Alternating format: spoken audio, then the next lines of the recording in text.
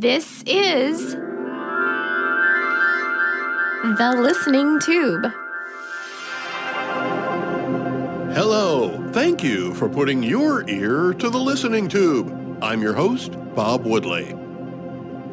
This is not only the first episode of Season 14, but it's also the 4th anniversary of the listening tube. Thank you for being here. Let's get on with Year 5. On this episode, we'll hear about some constitutional amendments, and I'll have a conversation with constitutional advocate Jen Brown. But first, Not the headlines. part of the federal government of the United States is in shutdown mode once again because funding is being withheld by obstruction in Congress. You can blame the Republicans if you want, but this is the second time in a year that Democrats and socialists have voted to prevent the government from operating at full capacity. But this time, the obstructionism runs deeper than the funding, as the target of the obstructionists, ICE and CBP, is fully funded, while other unrelated functions, TSA, Coast Guard, Secret Service, are adversely affected. Now, you might be thinking, Bob, this is supposed to be not the headlines. And you would be correct. While the more immediate damage to our institutions and their missions may be obvious, there's a long-term effect of obstructionism that's been building for quite some time. When Congress fails to make progress, which it is somewhat designed to do, a void can sometimes appear when decisions need to be made more quickly than Congress can act. For those of you who remember the 1970s after-school television cartoon that explained how a bill becomes a law, you probably already get it. For many younger people, after school became 420. Not that there's anything wrong with that, but now they have to look up how a bill becomes a law on their phone, and they don't. So they don't even notice that the legislative branch of the United States government has slowly eroded its own power by its inability to work together. Part of the problem is that many of our legislators don't understand their rights and responsibilities as representatives of their constituents. More on that when we hear from my guest this week, Jen Brown. But the legislative branch of the U.S. federal government has practically relinquished many of its powers simply by letting other parts of the government make decisions that they should be making, or should have made. While the American voter delegates its authority to their representative is delegating that authority to some other entity. That's not how it's supposed to work. So while the executive branch pushes the boundaries of its powers, and the judicial branch becomes activist or inactivist, depending on your point of view, the legislative branch has stood on the sidelines trying to make up its mind. The obstructionism in Congress and the inability of Congress to act in the best interest of the American people in a timely manner has opened up a hula hoop convention of loopholes for all kinds of abominations of civil law and society by non-government parties like corporations, nonprofit groups, and even terrorists. All of this Democrat versus Republican bickering has brought stagnation to the legislative branch, and it's becoming more obvious why the bickering continues. One party claims they're trying to save democracy, and one party claims they're trying to save the United States. Let's face it, the Democrats and socialists are only interested in saving democracy because they've figured out ways to try to control it. Like millions of illegal immigrants tipping the numbers on the census to favor Democratic districts. They're only interested in saving the mechanisms, not the American way of life. The Republicans, and if I may lump them together for this, libertarians, as well as most independents, understand that the United States isn't a democracy, and instead strive to save the American culture and the melting pot that created it. If you look at the reasons for the current government shutdown, it's because the Democrats are trying to do anything they can to prevent our immigration laws from being enforced, especially in the blue cities and states. They claim they're just trying to rein in ICE and Border Patrol, but their demands are obviously meant to prevent enforcement at all. And just like the last shutdown, the Democrats will not gain much, if anything, while stifling the government from doing its job. All the while, whittling away the power of the body. Because if the legislature won't do it, the executive steps in and tries. Then the judicial gets a complaint and puts a stop to it because the legislature didn't agree to it. But the legislature is too busy battling obstructionists on the left who are grasping at anything they can find to try to stay relevant. And all they seem to do is distance themselves more and more from the people they claim to represent. 70% of Democrats agree that voter ID is a good idea, yet Democrat politicians fight against it. That's not representing your constituents. That's representing an agenda that's detrimental to the benefit of the entire country. Just like the obstructionism that weakens the very legislative body that's supposed to represent the people.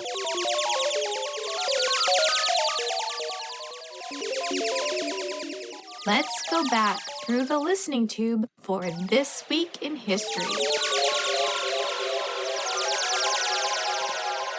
This week in 1911, the United States Senate votes down on a proposed constitutional amendment that would allow the popular election of senators. Wait, you mean we didn't always get to vote for our own senators?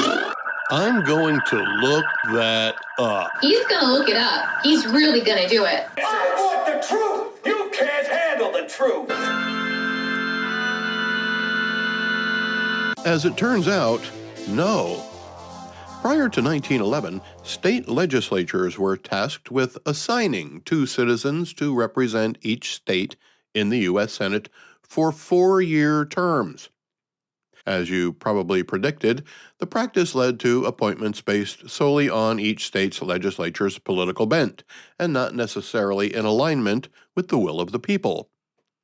The Senate wanted to keep the status quo and voted to keep it that way. However, in April of that year, the House of Representatives voted for the opposing view, which would allow the direct election of senators. Well, something had to give, and as you know, we now elect our senators through a popular vote.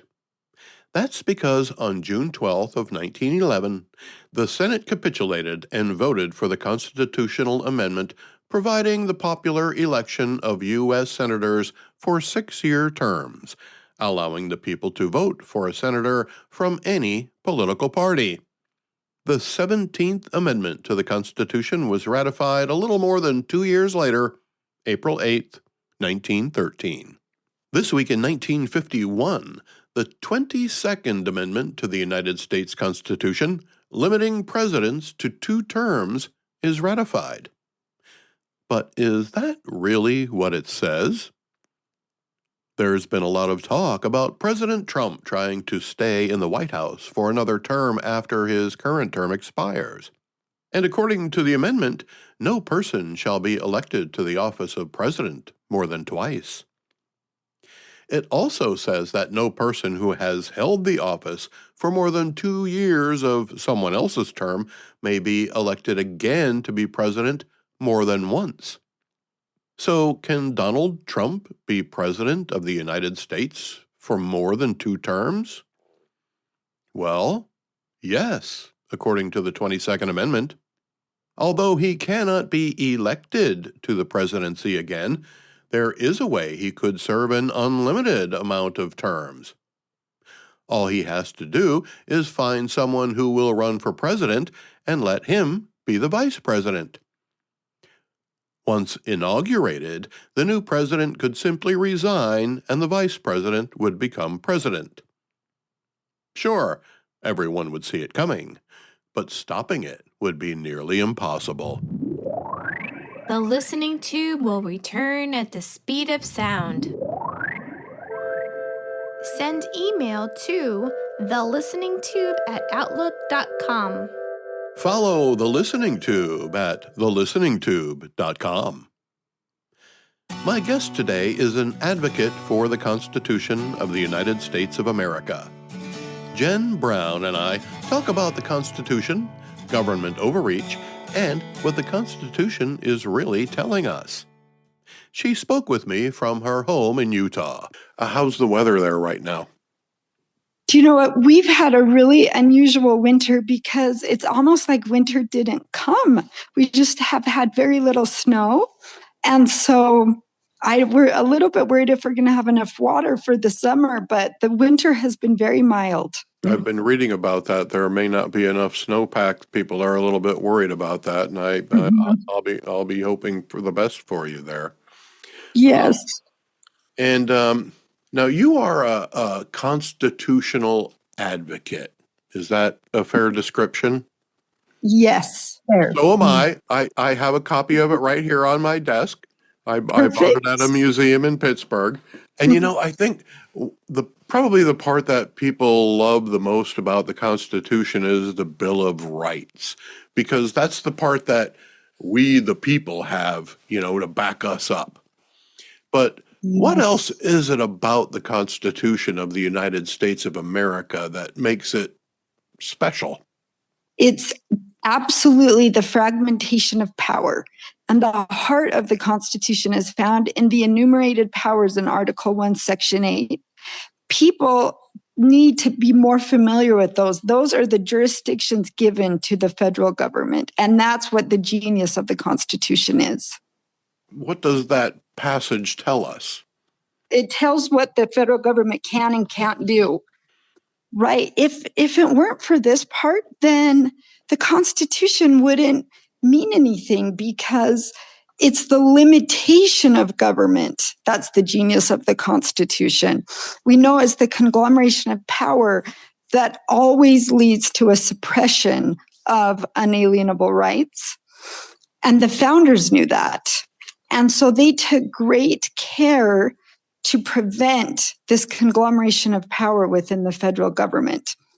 So, and the enumerated powers are not nearly talked about enough. I would like to be hearing more politicians referring to the enumerated powers, as well as our president, the federal government. But if you want to think about enumerated powers, it's what does the federal government need to do? What needs to be uniform for all 50 states? What kind of jurisdictions would it not be practical for the states to manage individually? And so some examples of those are standardized weights and measurements. So obviously we couldn't have states that were not, working within the same weights and measurement system. They can establish a postal system. They can establish bankruptcy laws, as well as rules for citizenship. So everything that has to do with citizenship, the Constitution gives the federal government that jurisdiction. Then there's things that are like declare war and raise up and finance armed forces. So, those kinds of things, that's appropriate for the federal government to be managing. Another example is copyright laws and patent laws. So those are some examples of the enumerated powers. And again, I'll repeat that they're in Article 1, Section 8 of the Constitution. So let me tell you a few things that are not enumerated powers. For example, education.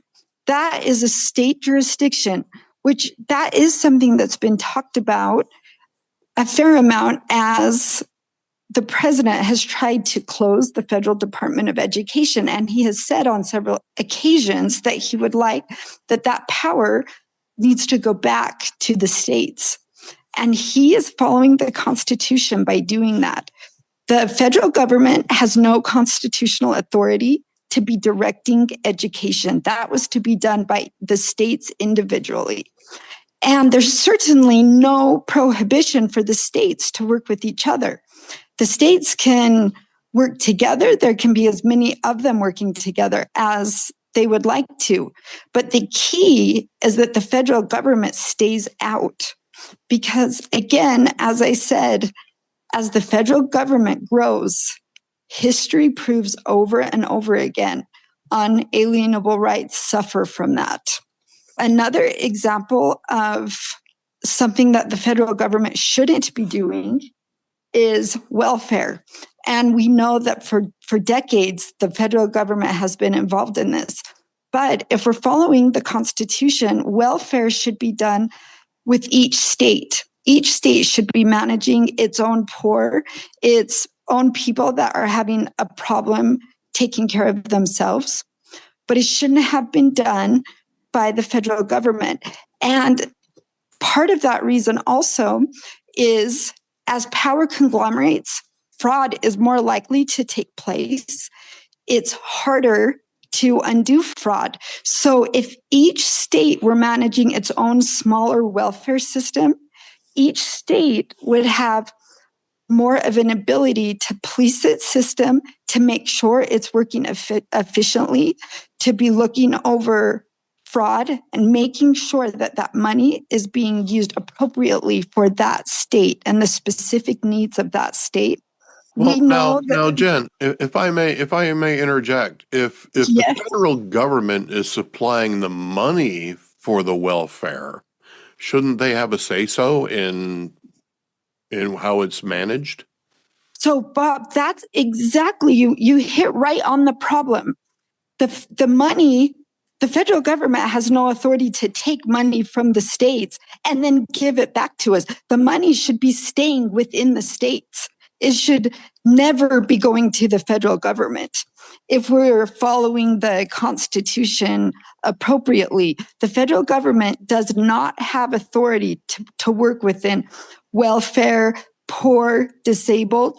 Those were all meant to be state jurisdictions.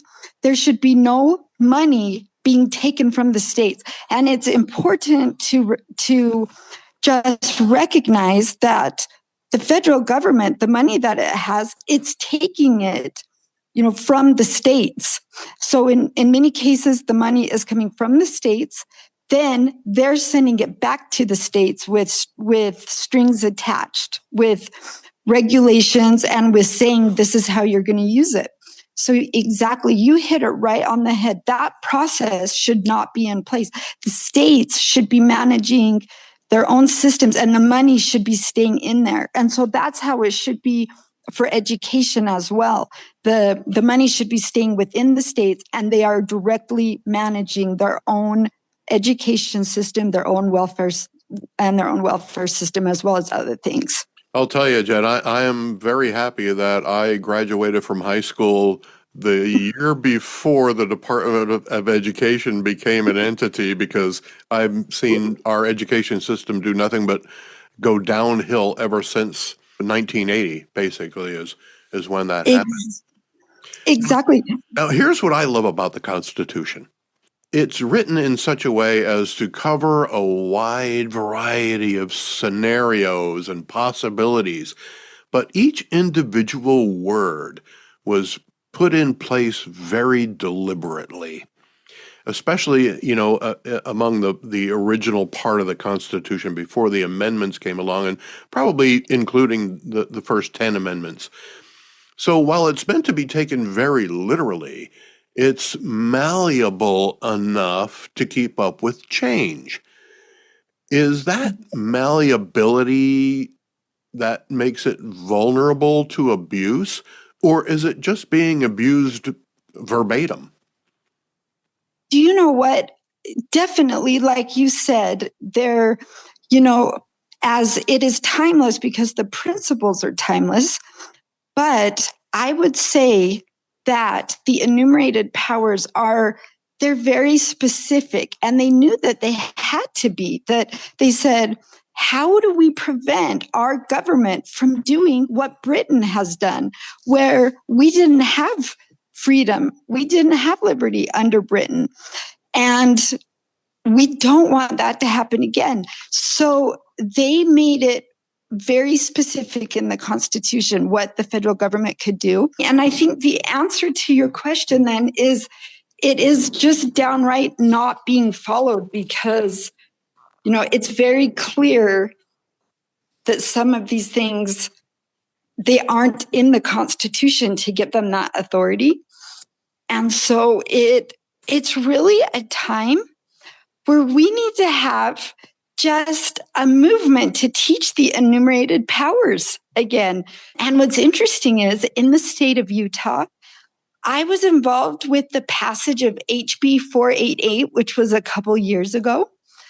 And one of the things that bill did was it is putting together information, curriculum to teach the state legislators in Utah what the enumerated powers are and all about our constitutional form of government. Because we talked a lot about the fact if you're elected to the legislature in Utah, you don't have any review or courses on the Constitution, the Utah Constitution, nothing at all. And so I'm also part of the Federalism Commission here in the state of Utah. Ken Ivory is the chair of that. And he's mentioned this so many times saying, why shouldn't there be some basic training as well as some every year and a little refresher course on our constitutional form of government, the fragmentation of power, and what are the state and the federal jurisdictions. So we believe we're the first state to pass a bill like this, and we are working with Utah Valley University. They have a center there for constitutional studies. They are writing the curriculum that will be used to train our state legislators. And we're hoping that then we will be able to spread this to other states and how beneficial that could be for them to really have a better understanding of their jurisdictions. I think that's brilliant, Jen. Remedial constitution classes for politicians. It's probably long overdue. Oh, and guess what else is in the bill, Bob? It's teaching to the state employees these things and saying, hey, did you know Utah has jurisdiction over this issue? And I actually was part of a group that met with several different state executive agencies. We talked about the Constitution.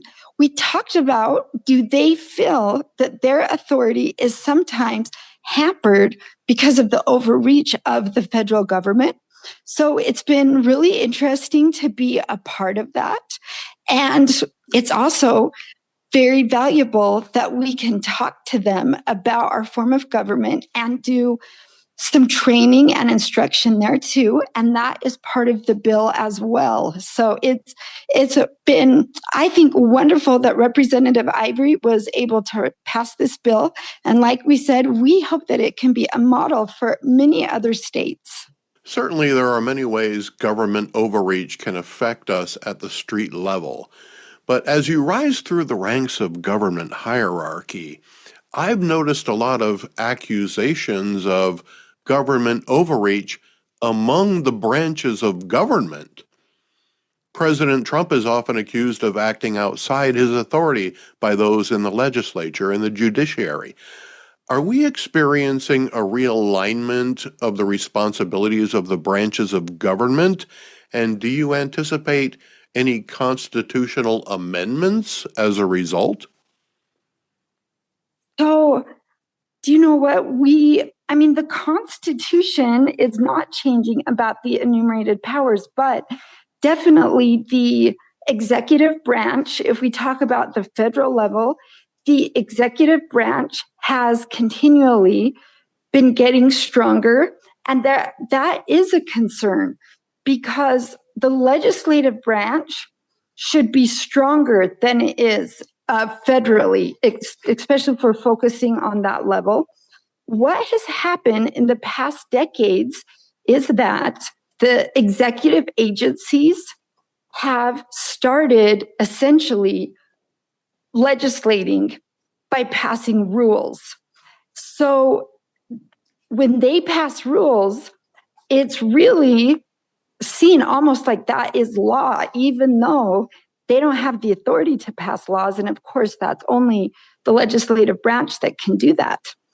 So what has happened is these executive agencies have become so powerful, they are really taking a lot of authority from Congress. But we are grateful that a couple years ago, Chevron deference was a Supreme Court case passed.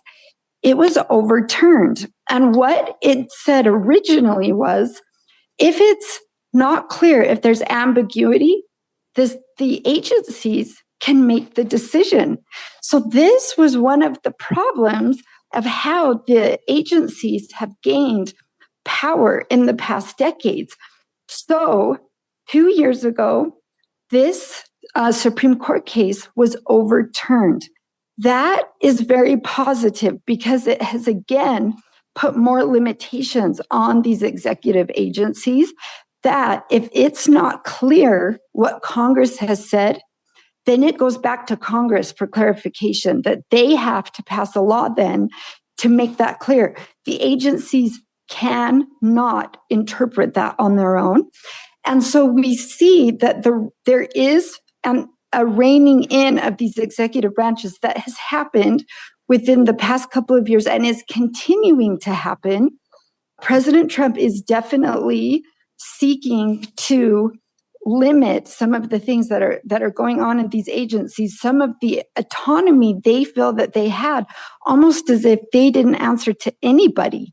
And so it's a very interesting time right now as we are watching this dynamic, but the legislative branch needs to be stronger on the federal level. The executive branch has gotten too powerful, and unfortunately, if they're not able to agree and pass forward legislation, then it can't be done by the executive agencies, and it certainly also cannot be done from the judicial branch through judicial activism. And so you bring up a very interesting point, Bob, of how some of these lines have been blurred over the passage of legislation. And so I'm very much hoping that as we move forward, there is going to be continually be a narrowing of what the executive branch can do, and that the legislative branch will be stronger and do what it's meant to do, which is to truly decide on all the policy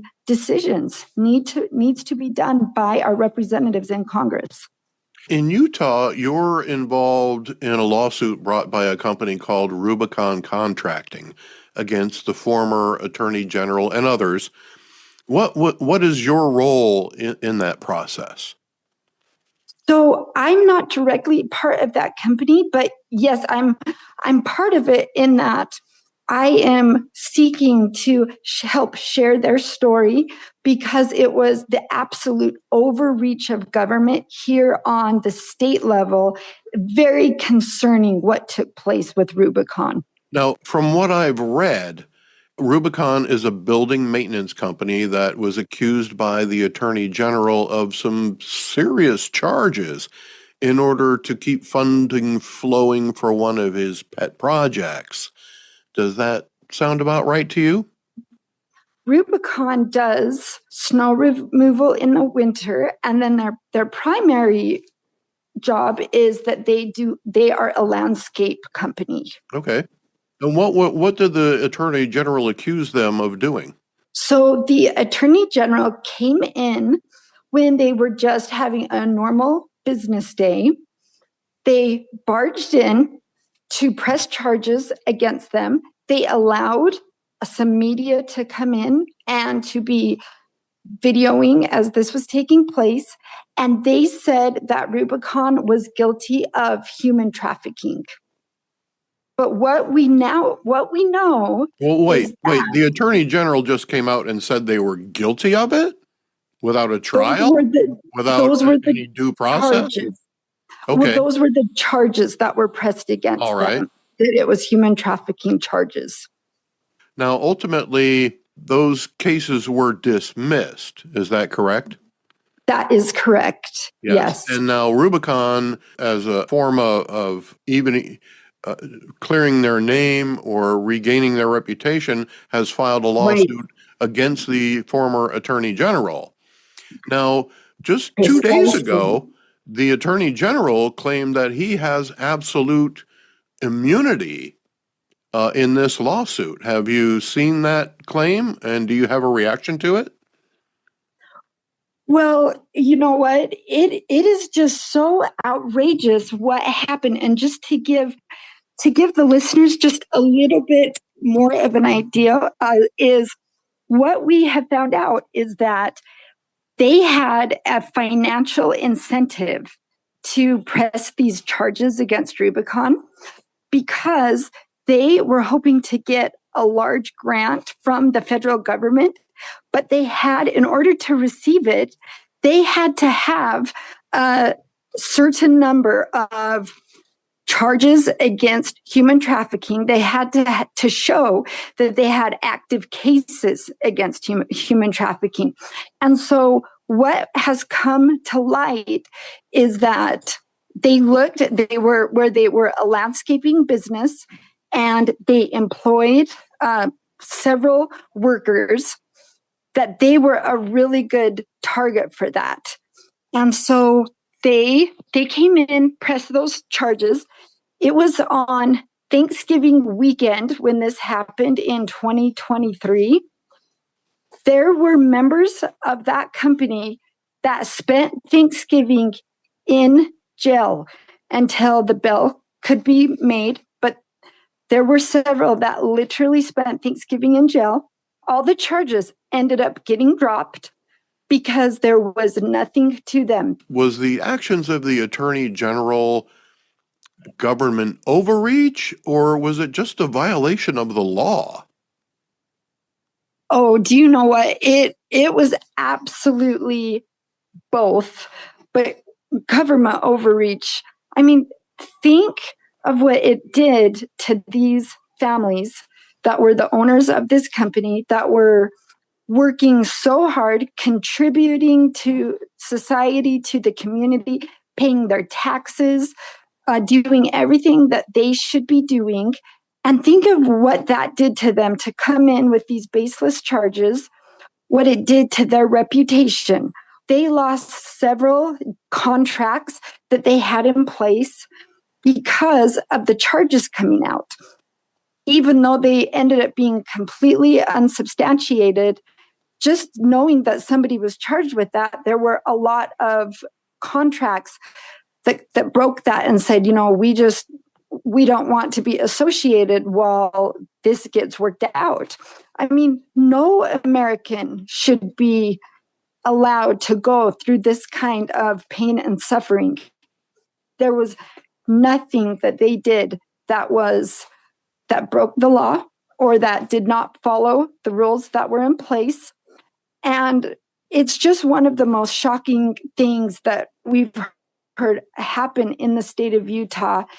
And so we just want to get this story out because we have got to protect people from this federal overreach. We don't want, from this overreach of the state government in this case. We don't want other people to be going through something like this. As I had mentioned, the former Attorney General has recently requested that the case against him and others be dismissed. And a story about the dismissal in the Deseret News quotes the lawsuit, and it specifically addresses an assistant AG when it says, the complaint does its best to smear Prosecutor Beckett, I'm sure you're familiar who Prosecutor Beckett is, and demonize her actions in the state criminal case against plaintiffs. But even if that extreme rhetoric is assumed to be true at this stage of the proceedings, all claims alleged against her fail as a matter of law under the doctrine of absolute prosecutorial immunity. Now, my question is prosecutorial immunity a violation of the constitutional rights of the people in the Rubicon lawsuit because they were not presumed innocent until proven guilty by the Attorney General of Utah? Absolutely, Bob. You couldn't have worded that better.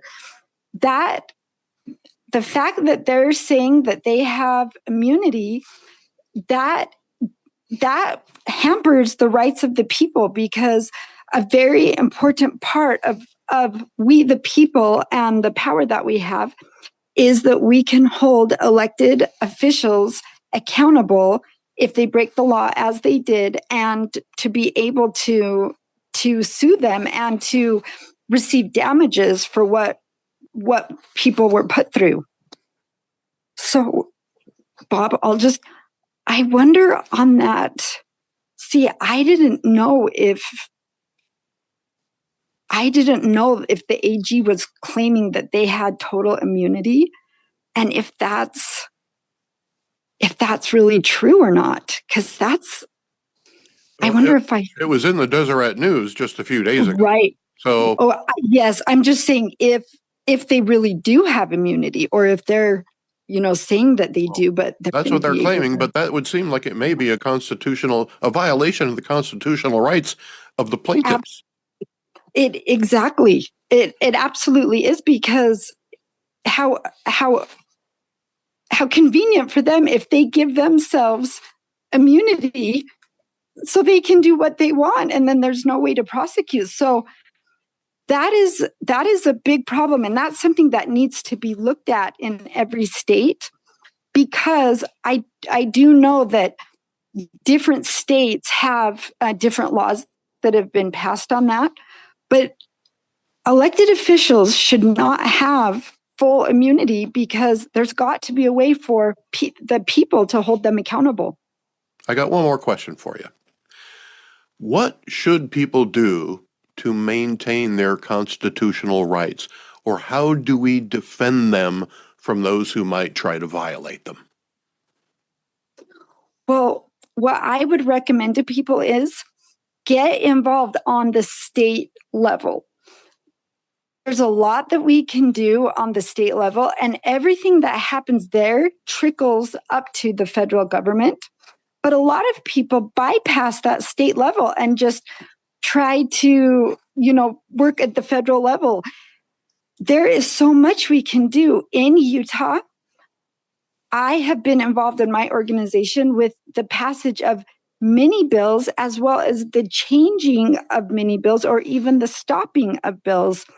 And so the best way to secure our rights is to work at closer to home, to work at the state level, where if the states are having these proper balance, if good laws are enacted at the state level, if we're watching the protection of our unalienable rights at the state level, that will all trickle up to the federal level. But that is what I'd really recommend to people is, get involved and see what's happening, see what's being passed. And just as I helped pass HB 488 here, there's many things that other citizens can do in their states. And where can people go to learn more about what you do and what your mission is? At utahconstitution.com. And what will we find there? So you can find the way that I'm organizing citizens to get involved. And again, we hope that could be a template for other states. So what I've done is I've taken every legislative district in the state of Utah, which there are 75 of them, and I have created a text group in each of those districts. And the objective is for them to be texting their state legislators directly. Thank you, Jen. I really appreciate our conversation today. I hope you've enjoyed it as much as I have. Thank you, Bob, for having me on. It was wonderful. You can get involved too. Jen Brown has laid the blueprint for how citizens can improve our government and educate our elected officials, even if it's something they should already know, like the Constitution. Many thanks to Jen Brown for spending some time with me in the listening tube. That website again is utahconstitution.com. The Listening Tube is written and produced by yours truly. Copyright 2026. Shout out to some new places checking in: Houston, Texas; Toronto, Ontario; San Mateo, California; and Cincinnati, Ohio. Thank you for putting your ear to the Listening Tube. Follow the Listening Tube at thelisteningtube.com. I'm your host, Bob Woodley, for Thou Ad Infinitum.